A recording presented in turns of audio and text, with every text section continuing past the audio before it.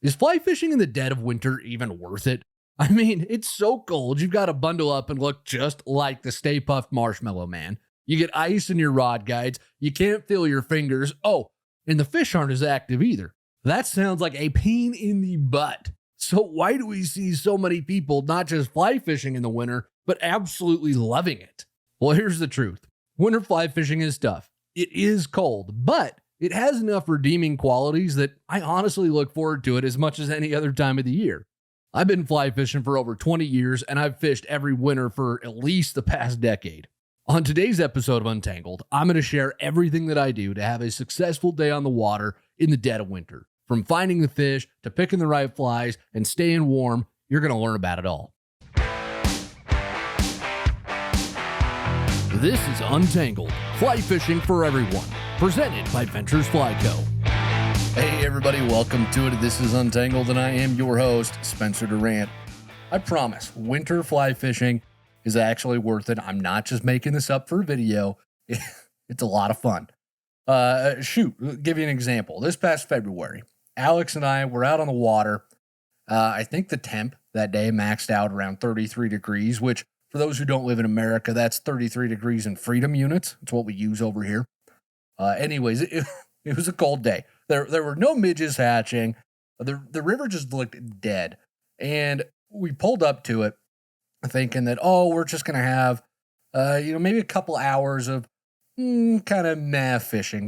The standard winter fishing where it's not really super fast. It's not terribly slow either. It's just somewhere in the middle. You catch a few, and it's better than being stuck behind a desk all day. So that's what we were out there for. Well, we get up to this spot, and there's this really beautiful run that drops into this giant pool. It's like an Olympic-sized swimming pool almost, it feels like. And when you put the pool and the run together, when you smush them together, it's probably 200-ish yards of water, maybe a little bit more than that. It's a big piece of water. It's a lot to fish through. And we know from floating this river in the summer that the pool section of this part of the river is incredibly deep and has tons of enormous fish. It's like looking down into an aquarium at Cabela's or something like that. You look at the fish, can't believe the size of them, and of course, they have zero interest in anything we ever throw to them. Now, that pool is really tough to fish from shore, so we ended up focusing on the run just above the pool, and we started tossing some flies. I'm up there. I think I was at the very top of it, and Alex was down towards the middle. And within 10 minutes or so, again, it's cold, the river looks dead, but within 10 minutes, I hook into something. It feels like an absolute land whale of a trout. It just turns and takes off downstream on me, just hauling butt as fast as it can. And then it jumps and snaps my fly off in the middle of its jump. And it was kind of game on after that, because for the next 4 or 5 hours, I honestly lost track of how many beautiful fish we caught. We put some absolute toads in the net, including Alex's best brown ever, if I recall correctly. He told me a little bit more about it. I was asking him in prep for the show, and he said, yeah, it was a 22-inch fish, really thick, but super pretty, fought like a son of a gun. Everything that you want in a beautiful fish, Alex had in that wonderful brown. And the day just ended up, we went in with zero expectations, but it ended up so wonderful. And that's honestly indicative of how a lot of winter fly fishing goes. Not that every day you're going to go out and catch personal best brown trout, or everything's going to be huge, or the fish are going to fight really good, or you're even going to catch a whole bunch of them. But compared to what you would expect, where the fish slow down in the winter, they're not nearly as active. There's a lot less bug activity going on. So you've got to be really on top of the fish to get them to eat. When you take all of those caveats into consideration, some of the days you can have out on the water are incredible. And more often than not, I end up having days that I would classify as incredible on the water in the winter, because you just don't expect near as much. So I'm not trying to sell this as, well, every time you go to the water in the winter, be prepared, you're going to catch amazing fish. You're going to have some fun, though. You will get skunked just like you will any other time of the year. There's plenty of days when I go to the river and I'm lucky to squeak out a fish or two. But then there are the days like this one with Alex where everything clicks and you can't believe how awesome it is. And I get it. Winter is not all that fun. It's cold. I understand that. And Alex hates winter more than anybody else I know. He refuses to go out and do it, but he will come out and fish when the fishing's like this, because even somebody who hates winter as much as he does still enjoys this kind of fishing. There's just it's hard to really describe how wonderful a day like that can be. And we actually put a video together of that day. It's on YouTube. I'll throw a link in the show notes for y'all if you want to take a look at just how great of a day we had. But the point here, great days are possible. It's very possible to have a fun time fishing in the winter. And I've actually got 5 tips for you that are going to help you have your own great day on the water as well. So let's go through those. Start off with number 1. You've got to know where the fish are. Just like any other time of the year, you've got to know what type of water to look for, where the fish are going to be holding. And in the winter, like I mentioned a minute ago, the bug activity is at its lowest point of the year. The only bugs that are really active at this time of year is going to be your midges, your sow bugs, your scuds, and your worms. That's about it. Those are the only things moving around down there. There's no more buffet of mayfly or caddis or stonefly nymphs like we get in the summer. So that means, since there's a lot fewer bugs out, the fish aren't going to be in the riffles or in the fast runs. They're not going to be in that type of water, because that water is where you would expect to find your stonefly nymphs, your mayfly nymphs, your caddisfly nymphs. That's where they like to hang out. The fish instead are going to be in the slowest, deepest water where they can spend the least amount of energy, but they can still find food. So again, during the summer, it makes sense for them to spend energy to hold in a riffle, okay? Because that's faster water, but there's so much food there that they can get more calories than they're burning when they're hanging out in that riffle. But in the winter, that doesn't make sense. They'd burn all those calories in the riffle for almost nothing. There's just not a whole lot of food in riffles in the winter. So that's why they're going to be chilling in that slower stuff. There still needs to be some current, a little bit, to deliver flies to the fish, but usually the slower the water, the better. And just as an example of this, one of my local tailwaters down here, I'll fish it during the winter, and there's a couple of really big flats where the fish will just eat midges all day long. Now, the flats are not moving very quickly. They're 5-6 feet deep enough that the fish can hide if they need to, but they will just sit in those flats all winter long and just chow down. We even get a really early blue wing hatch on that tailwater, and they'll start smacking those about February. They'll just jump up and go nuts on them. So they'll sit in that water, and it's almost like all the fish move into the flats, and then once things warm up, they disperse more. So you will see something like that where they're all kind of pooled up in specific types of water. Alex, even when we go out in the winter, he skips a ton of water, and he just cherry picks the best looking holes in the river so that he can just focus on where he thinks the fish are going to be. Because if you find them let's say you find them in a nice slow bit of water off of a run, like that place Alex and I fished, they're in this nice pool off of a run. Well, fish all the rest of the water that looks like that, because that's where the fish are likely hiding. So that's what you've got to figure out with where the fish are. You've got to understand they're going to be in different places. So find those different places and then focus on fishing that water continually throughout the day. Now, building off of this, tailwaters, they're among the best places to fish during the winter because of their stable flows and stable water temps. Freestones can and do freeze over. My local freestone freezes over. Some spring creeks can be great too, but tailwaters are often going to be your best friend. And for those who don't know, a tailwater is just the river that comes out from beneath a dam. Because it comes out from underneath the dam, the water temps stay stable year round, and the flows generally stay stable through the winter as well. So tailwaters are going to be one of your best places to look for the fish in the winter. So now we know where they are, the slower, deeper stuff, a little bit of current that can still deliver flies to them. What flies are we going to use? This is tip number 2. Well, remember, your focus in the winter should be on midges, scuds, sow-bugs, and worms, because that is the aquatic insect fare that's available to the fish. Okay, it's kind of like me. You get me at Thanksgiving. I'm focusing on my turkey, my taters, and my rolls. That's all I focus on because it's Thanksgiving time. And other people can have the stuffing or that awful, awful green bean casserole. I mean, the fact that green bean casserole is even a thing is proof that there is evil in the world. I'm just going to put that out there. This stuff is disgusting. Uh, anyways, just like I only focus on a few things at Thanksgiving, fish are only going to focus on a few things in the winter as well. Those flies, scuds, sow bugs, worms, midges are all staples for me, including as well as egg patterns, because in the fall you get a lot of fish that are spawning. Your brown trout and your brook trout spawn in the fall. There's even some rainbow trout that will spawn in the fall as well. And when they're spawning, they're kicking up these eggs that drift down the river. And these eggs are a high protein, super easy meal source for fish. So they'll key in on those and just eat a bunch of them all winter long. It's a great idea to have eggs with you.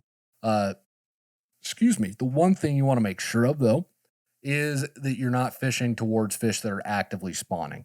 When they're actively spawning, they're sitting on a red, which is a little nest that they dig out in the bottom of the river to lay their eggs on. You want to leave them alone. You don't want to walk through those reds either. Just let them do their thing. But you can definitely fish egg patterns to fish that aren't spawning. It's a great idea. I always have a whole bunch of them with me, and I caught a really nice brown trout on an egg just last week. So they're a fantastic little fly. As far as setting these up, what I like to do, my winter rig looks kind of like I've got an egg up top, and then I'll put a zebra midge or a scud below that. I don't use a ton of worms during the winter, but Alex does, and he regularly gets into fish with those.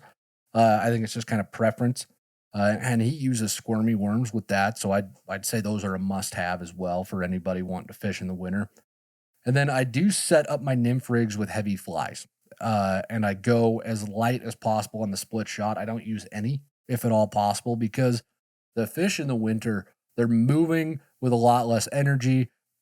They're not going to take your flies as hard or with as much force as they do in the spring and summer, so the bites are a lot more subtle. They're harder to detect.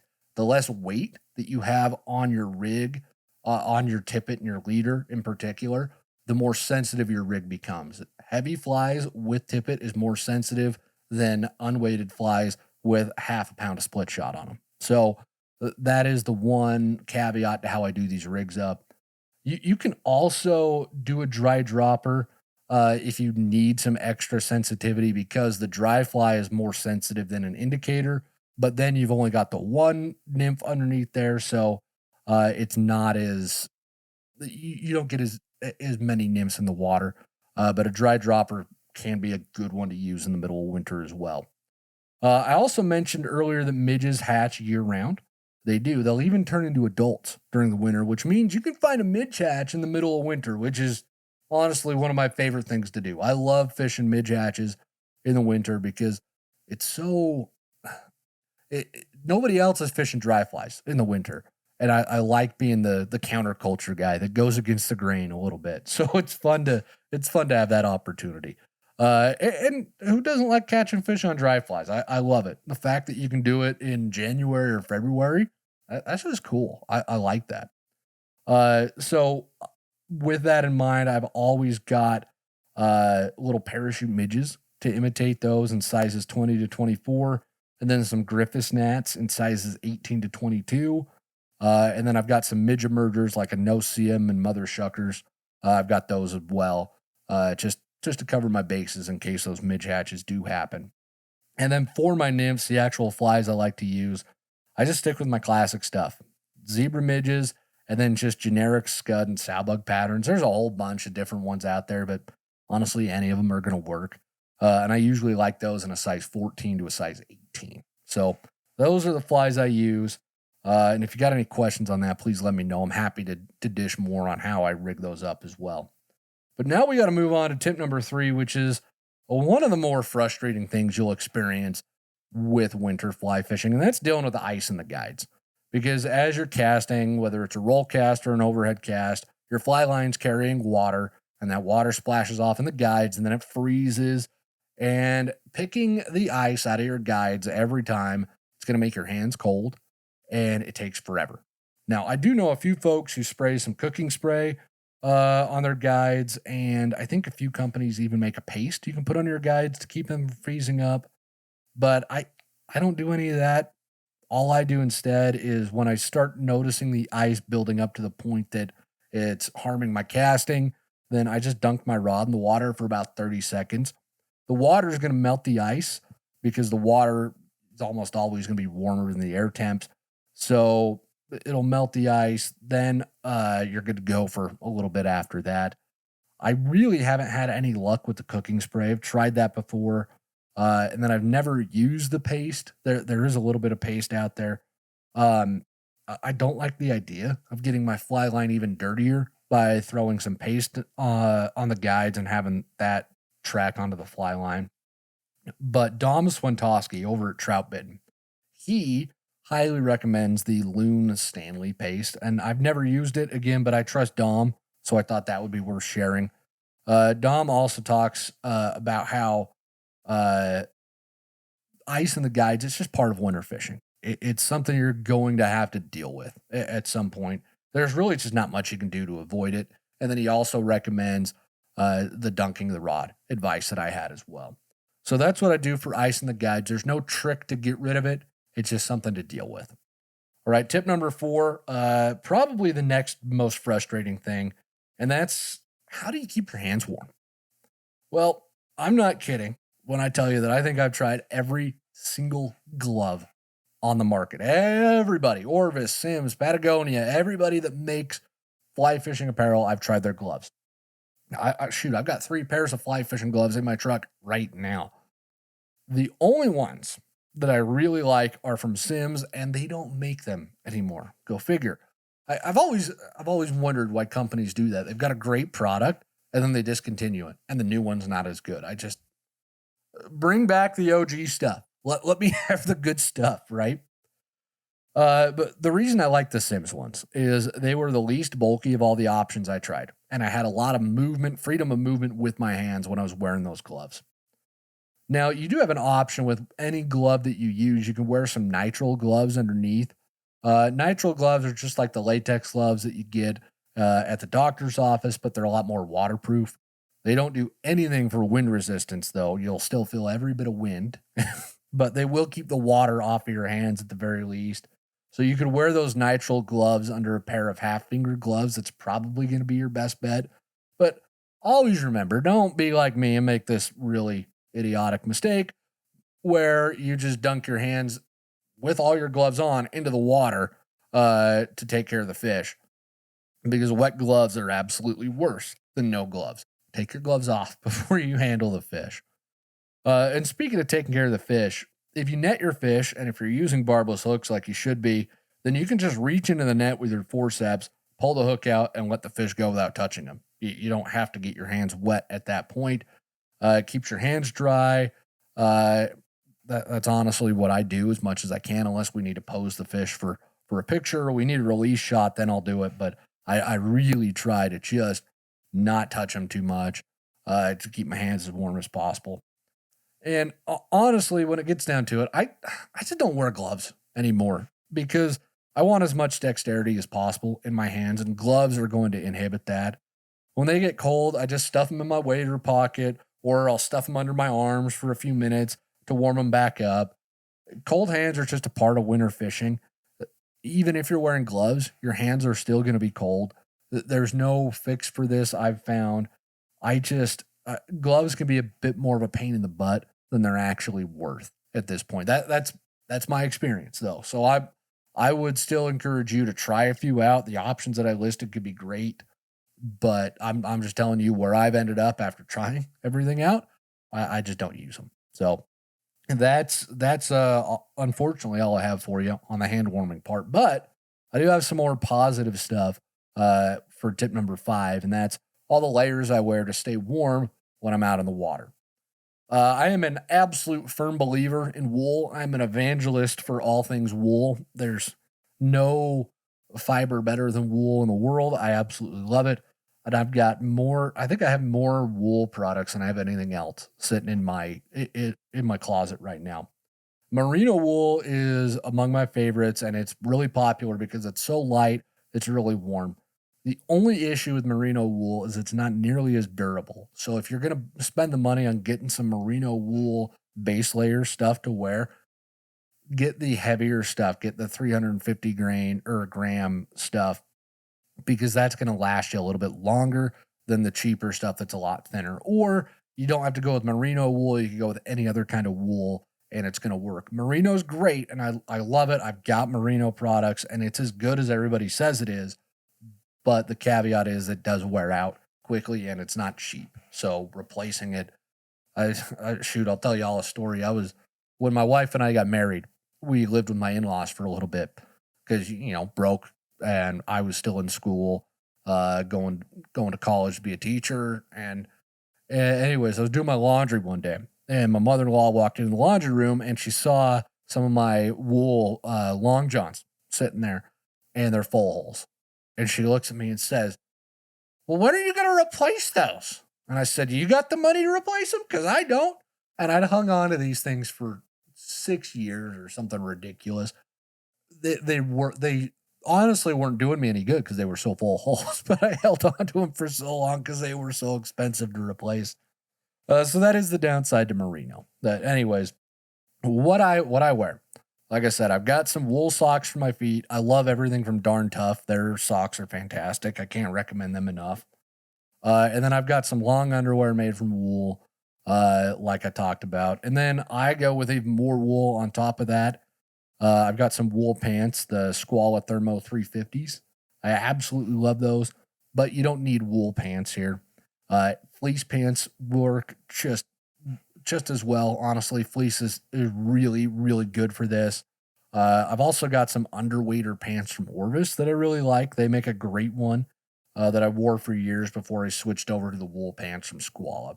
So that's my base layer: wool socks, wool long johns, and then wool pants. And if you don't have wool pants, then just throw some fleece on. You'll be great. And then up top, I've got a wool base layer on, and then usually a long sleeve, more breathable shirt because I don't want to sweat too much up top. And then I will stick some kind of shell over that, usually a Primaloft one, or something with that synthetic down insulation in it. And then if it's really windy out there, then I'll throw a rain jacket on to cut the wind. But that combined with the waders and then throw a beanie on, that's more than enough to keep me warm, even in the really rough winters we get here in Wyoming. That keeps me plenty warm. So I would reckon that same system should be good for just about anybody who's out there wanting to fish in the winter. Now, I know winter fishing seems daunting, but honestly, it's not that bad. You're going to be cold. You will be, but there is a wonderful solitude to winter fly fishing that is hard to achieve during any other time of the year. The river's quiet. It's often really not too crowded, and you can catch some absolutely wonderful fish. Just leave you with one more example. I think it was a couple of years ago, Alex and I, along with Berkeley, Alex's brother, we went out to fish this little creek that we like to, and it's a long, long drive away. And you got to go up and over the top of this mountain to get to it. And we got up on top of this mountain, and it was during 2 years ago, Utah had this outrageous winter, and it was during that winter. A couple of the ski resorts in Utah got over 800 inches of snow, just to put that in perspective. And we got up on top of this mountain, and the snow had been plowed on either side of the road, taller than the truck. It was out of control. And we got down to the river, and it just starts gently snowing, and it's so quiet. We're the only ones there. And it wasn't too cold. It was low 30s, not windy at all, but it's just so quiet and everything looks so pristine, and you can really lose yourself in the moment. You can lose yourself in the environment and what you're doing in a way that is really hard to when it's the middle of summer and it's 80 degrees and all the bugs are making a racket. And not to say that that's not peaceful in its own way, but winter's got this quiet peace to it that is really hard to replicate. And that day with Alex and Berkeley, we caught some beautiful fish. Again, snow falling gently and we're catching these fish on dry flies. It was one of the most incredible days I've ever had because of just how quiet and peaceful it was. And I know I've said that about a million times, but that's the best. Those are the best descriptors for how great the winter is. But anyways, go out there, fish in the winter, do it. It's good for you. I promise you're going to have some fun. And with that, we're going to wrap up the opening of the show this week. But don't go anywhere because we're going to move right on to the Q&A session right now. One of the most frequently asked questions we get from both beginners and experienced anglers is, what fly should I use? With the thousands of fly patterns that exist, it can be completely overwhelming. That's why we've put together an entire ebook that walks you through everything about bugs and picking the right fly no matter where you're fishing. So if you want to level up your skills and start catching more fish, click or tap the link in the show notes to get this ebook for free. All right, back to the show. Every week here at Untangled, we spend half the show directly answering questions from listeners and viewers, and often the questions y'all send in become the basis for the opener of the show as well. So if you've got a question you would like answered here on the show, there is a link to submit those questions in the show notes. And our first question this week comes to us. Pete from Vermont writes in and says, I listen to the podcasts each week and love them. Very easy to listen to and extremely informative. I'm wondering if dry flies can also be wet flies. Can you fish a dry without floatant so that it becomes a wet fly? Or is there a distinct type of fly for each of these categories? Keep up the good work, and heck yes, Diet Coke and wings for sure, even though I prefer a good hazy New England IPA with my wings. Pete, thanks a bunch for the question, man. I appreciate it. And thanks for the kind words about the show. I really appreciate that as well. To answer your question, a wet fly is a specific type of fly. It's not just a term that we use to describe flies that don't float. It is a specific type of fly that's designed to be fished in the surface film or just below the surface. They're often tied to mimic emergers, but they can also, you'll also see some streamer style wet flies that are really just designed to look like other little fish, or honestly just to grab the attention of fish a lot of the times. And these flies are fished a lot differently than a dry fly. A wet fly is often going to be fished on the swing and given action similar to how you would fish with streamers. So you would cast it upstream, let it swing downstream of you, and then when the fly gets downstream of you, you can twitch it. You can even bounce the rod tip a little bit to add some action to the fly. Very similar to how a lot of anglers use tenkara rods. You fish wet flies very similar to how you fish those kabari flies that they use in tenkara. So just to give you an idea of what it looks like. They also use a softer hackle on these wet flies, like partridge feathers or even marabou on some flies. That gives them a lot of action, a lot of movement in the water, grabs the attention of the fish. Wet flies they're actually the traditional style of fly used for a very long time before dry flies and nymphs became a thing. So again, wets are their own class of fly. They're tied to achieve a certain look and action in the water. So if you just let a dry fly sink, that's not going to turn that dry fly into a wet fly. Now, sometimes sinking your dry fly just a little bit and skating it or moving it or twitching it can really be an effective tactic. So I would definitely try that if the fish are being picky. If you see the fish coming up and eating just below the surface and you don't have emergers with you, or you don't feel like you have the right emerger, sometimes sinking your dry fly a little bit can work in those situations. So it's something definitely worth playing around with. But hopefully that answers your question, Pete. Thank you so much for sending it in. Craig from Missouri has our next question, writes in and says, new listener, working my way through the episodes, just now on number 24. I was going to hold my questions till I got caught up to see if they'd already been asked, but yesterday really tripped me out. Spent 2 hours casting smooth, no problems. Then I got a bad tangle around the end of my rod. Sat down on the bank, put on my seeing glasses, and went to work. The first thing I noticed was that the fly line appeared to be wrapped around the rod between two of the snake-style line guides. I thought surely this was just an illusion caused by the bird's nest of line going every which way. But when I finished untangling, the illusion was still there. The line now exited one guide, wrapped over the rod, and entered the next guide up on the opposite side. It was like a bad magic trick or one of those impossible puzzles with rings and rope and wood. And I can't for the life of me figure out how it happened. The rod ferrules never came apart, and besides, the two guys were on a solid section of rod. Has this ever happened to anyone else? Is this a thing? Does it have a name? Thanks for the great podcast and for all the great conversations. Craig, well, I know exactly what you were talking about, and I have absolutely no idea if this problem has a name, but it's not an illusion. It happens. It happens to me. I can think of a couple instances recently where it happened to me, and I don't know how it happens. I wish I knew. It really does seem to defy the law of physics. You know, that Isaac Newton guy, he figured out a lot of the laws of physics, but he wasn't a fly angler, so he doesn't know all of them, because I swear we break some of them with how these wind knots end up in our lines or this crap happens. It's just, I don't know how it happens. I do know that when it happens, I can almost always trace it back to an instance of me being a little too impatient. So don't feel alone on this. It definitely happens. But when I'm trying to force a cast or not waiting long enough on the back cast, I'm just being impatient. That's usually when I get it tangled so bad that this happens. Or if I'm getting way too aggressive with my double haul or whatever the case might be, just if I'm not being patient enough, this is when it usually snowballs and I end up having this issue happen. So my best advice to everybody, and whether you've had this particular problem or not, is just make sure you focus on good mechanics, let the rod do the work, and you'll end up with a lot fewer tangles at the end of the day anyways. So I appreciate the question, Craig, and I love the use of the phrase seeing glasses. I like that a lot. I fish with a lot of older gentlemen, and I'll give them a hard time for being old sometimes. Oh, your knee hurts, or oh, how's your back today?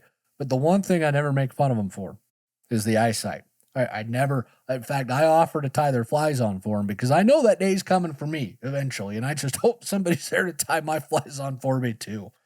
Oh, anyways, I appreciate the question, Craig. Thanks so much for sending it in. Andrew from Pennsylvania has got our next question. Writes in and says, hey, I got a $50 fly fishing kit a couple of years ago, and now I feel like it's time to upgrade my setup. My budget is about $150 for the rod, the reel, and the line, but I can spend some extra for a better quality setup. I was considering getting a used Orvis Encounter, but maybe you can recommend something better. Also, what are some must-have flies for creeks? Love the podcast. Thanks. Well, Andrew, let me introduce you to the Fly Flinger, a little fly rod here that we've got at VFC. I'll throw a link in the show notes to you for that if you want to take a look at the Fly Flinger and what we've got. I love the Fly Flinger. I talk about our rod quite a bit. It's a beginner rod. It's a little bit heavy. You compare it to a $1,300 fly rod, it's a little heavy, but it's one of the best beginner blanks that I've ever used. And what I mean by that is the actual rod itself, the graphite blank portion of it. It's got a very good medium fast action. It lets you feel the line load during the cast. You get plenty of feedback from it. It's not too stiff. It's not too soft. It's right in the middle. The tip is soft enough to protect the lighter tippets, and it works. It feels very natural to cast that rod. But it's hard for me to say, oh, go buy something else when we have that one at its price point, which I think is around $200 or whatever it is right now. So I recommend that, not just because it's our rod, but I actually believe in it. And just to drive that point home a little bit, before I ever met Alex and Berkeley and the rest of the Ventures crew, my go-to recommendation for beginner rod for someone was the Douglas LRS. I love that little rod. It's fantastic. But I would put the Fly Flinger right next to that in terms of just how good it is. So it's hard for me to ever tell you that, oh, this is better, because it's so subjective. Whether you like a fly rod or not is better. But I would put the Fly Flinger neck and neck with the Douglas any day of the week. The Douglas has got a real pretty blue finish which I think looks kind of cool. But the Fly Flinger, it's just as easy to cast, just as effective, and it's a little bit cheaper too. So it works out. Alex loves the Fly Flinger as well. We've talked about that quite a bit. We've also got a video on beginners, for beginners on selecting a fly rod. I'll link that in the show notes as well, because I know when you get into this, picking a fly rod can be tough. And I go over all the lingo and everything you need to know about fly rods in that video as well. So that'll be in the show notes for you. Now, as to the second part of your question about creeks, Andrew, the must-have flies for creeks. It's tough for me to just give out a blanket recommendation for flies because I've never fly fished in Pennsylvania. I fished in New York, but never Pennsylvania. So I can't speak to any local stuff that might be going on. But let me ask you this. What's the whole goal with flies in the first place? What are we doing with our flies? We're trying to imitate aquatic insects, the bugs that the fish are going to eat. So the bugs that are in your creeks are probably going to be a little bit different. There'll be a lot of overlap, but there's going to be some differences in your creeks and the stuff I have out here in the Rockies. So I can't tell you just, hey, use these flies and be confident that they're always going to work. So your first step, you need to do some research about all the different bugs in your area. Fly shops are an absolutely fantastic resource for something like this. You can go in and ask them, hey, do you guys have hatch charts for the creeks? Do you guys have any information about this? And a lot of times they will, and they'll set you up with some flies as well. But you can also learn a lot about Google too, which is really helpful. And once you have a good idea of the general bug trends in your area, then you want to pick up some flies to imitate those. And we've actually got some fly collections here at VFC. I'll link those in the show notes. Covers just about everything you would need. And once you've got your flies, then you head out to the river and you would use our right fly formula to match the bugs that you see in the water to the bugs that you have in your fly box. So that right fly formula, for those who aren't aware, it tells you that you've got to match size, then shape, then color in that order. That's the most important. So if you go out to the river and you turn over some rocks and you look underneath and you see a smallish dark brown bug with a tapered body and two tails, then you would look in your box and you would try and find a fake fly that matches that as closely as possible in size first, because that's the most important, and then shape. And then if you've got an exact color match, you'd use it. And if not, it's okay. An exact color match is not a must if you're going to catch fish on flies. So that's the process that you would go through. Okay. Now I know that's a ton of info. It was like drinking from a fire hose to hear that. And I understand picking the right fly is tough. That's after casting, that's probably the biggest stumbling block for a beginner, I would say. So we've actually put out a brand new fly selection masterclass that goes over all of this. It teaches you everything you need to know about bugs so that you can actually make these decisions, make these selections out on the water and do it with confidence. I'll drop a link to that in the show notes as well. It's just like all our other master classes. It's free, so you can take a look at that. But hopefully that answers your question, Andrew. I appreciate it. Thanks for sending it in.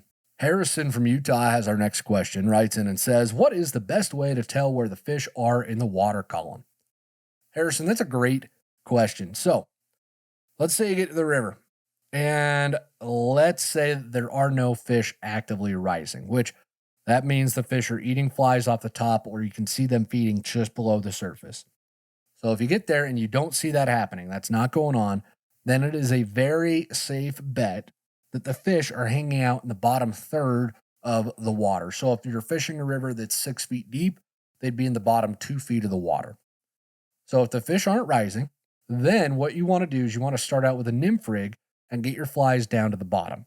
With a standard nymph rig where you've got an indicator and then two nymphs below it, your bottom fly will be right along the bottom of the river, and then your top fly will be about 18 to 24 inches above that. So you are covering that bottom third of the water column with your two flies. It's a very effective way to fish, and it covers where the fish are most likely hanging out.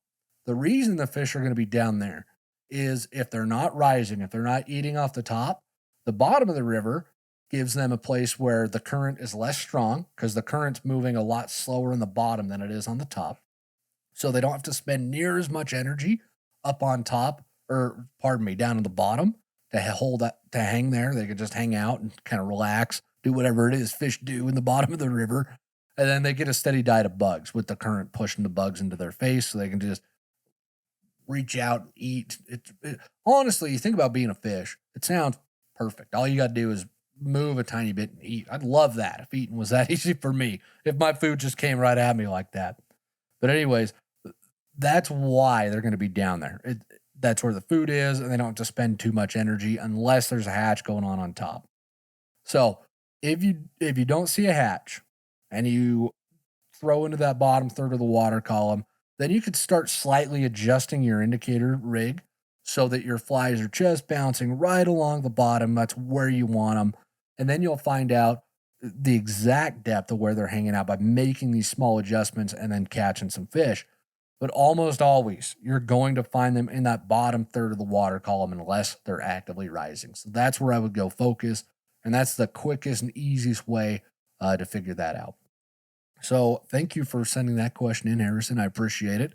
And with that, folks, we have wrapped up the Q&A section for this week's show. But don't go anywhere because we've got the Live Real Life moment coming right up. Here at VFC, we are all about helping you live a real life and have a great time on the water. And we love to hear the stories of your experiences out there on the water. And the Live Real Life moment that we do at the end of every episode lets us share those stories, highlight those stories with the entire community. You can send your stories in. You can send a picture. You can even send a video, and we'll play that as well. There's a link to submit your Live Real Life moments in the show notes. You can go check them out right there. And this week's Live Real Life moment is from Sean. Sean writes in and says, it was late February on the Truckee River near the Verdi, Reno, Nevada.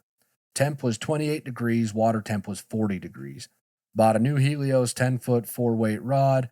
Had on a weighted Pat's rubber leg on the bottom. Because the water was so cold, this beauty probably yawned and my fly happened to fall in its open mouth.